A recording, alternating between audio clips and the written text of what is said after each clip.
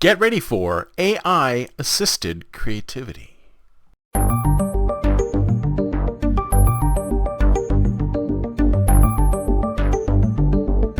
a number of years ago, I did a stint at Yahoo. Everyone's familiar with Yahoo. Yahoo, the search engine, the website. It's been around for over 20 years now. And a while back, I did a stint for them. And during the time that I was with them, I ran the innovation program, and we came up with hundreds and hundreds and hundreds of ideas. And one of the ideas, or one of the categories of ideas that we were talking about back then, was something that we called computer-assisted creativity. And you're probably thinking to yourself, well, what exactly is that? What is computer-assisted creativity? Well, what it is to use... See, now my Alexa's talking to me because I said, computer pause. Computer pause. Thank you.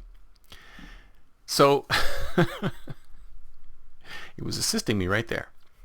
So that concept, I won't say the word, that concept was that you would be able to use technology to take a germ of an idea, just some of an idea, or it would be even let's say you were in a graphic design software and you would put in a circle.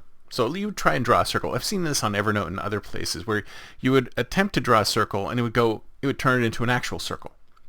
So the machine, the technology, was attempting to take what you tried to create and do better at it. It was assisted creativity. It was trying to help you to be creative, even if you weren't creative, even if you weren't an artist. It helped you to be an artist. Now, this has been going on for a while, and some of the tools have been fairly simplistic, right? It's just like any other graphic design tool.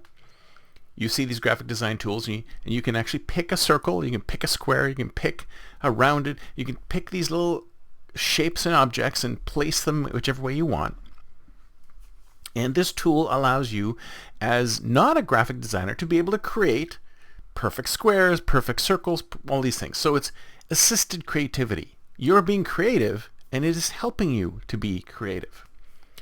Now, in the last little while, with all of these AI tools that have been released over the last year, and especially with the very sophisticated Sora AI tool, which was reported in AI Daily last Friday. Sora, which, if you're not familiar with it, is a new tool from OpenAI that allows you to create a full 60-second video simply by providing a prompt. So you provide a little text prompt, and it will go ahead and generate an amazing video, 30 seconds, 60 seconds, I forget the duration. And people are up in arms. People have been up in arms since DALL-E, since Midjourney, since all of these tools have started creating art. You call it art. Some people don't call it art. Some people call it art. But if you ask me, it's exactly the same thing that we were trying to do at Yahoo. We were trying to use technology to assist creativity.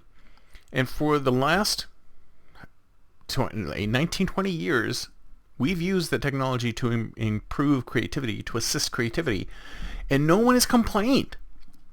Nobody has said that because we have a circle tool or a square tool in Photoshop, in PowerPoint, in all these places, nobody has said, well, there you go, you can't have computers helping people be creative.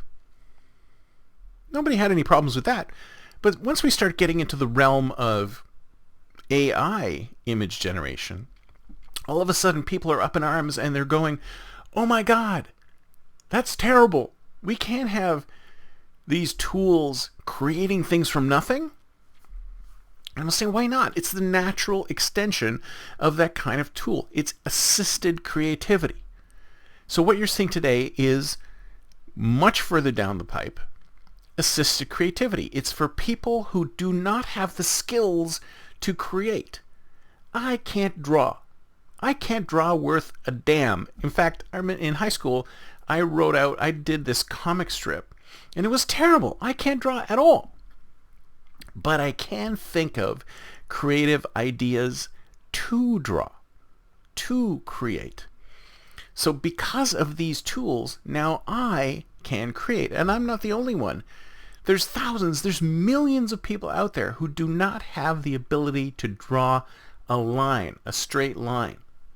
Not even with a ruler.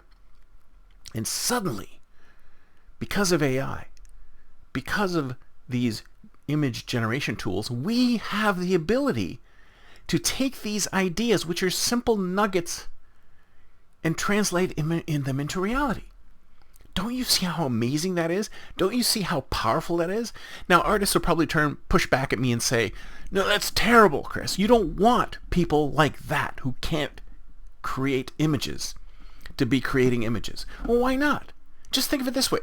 Think of it me as a disabled person. I'm handicapped. I'm handicapped by my lack of my ability to be able to use my fingers and hands to draw things.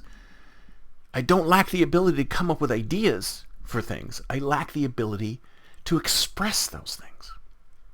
So what we're doing with AI and DALL-E and Midjourney and all of these image generation tools is that we're democratizing creativity.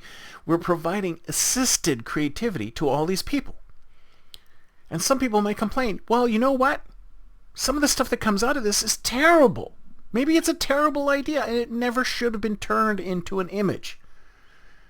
Which is the same thing I can say about blogs, about podcasts, about videos. Look at YouTube. YouTube is littered with junk. This is true.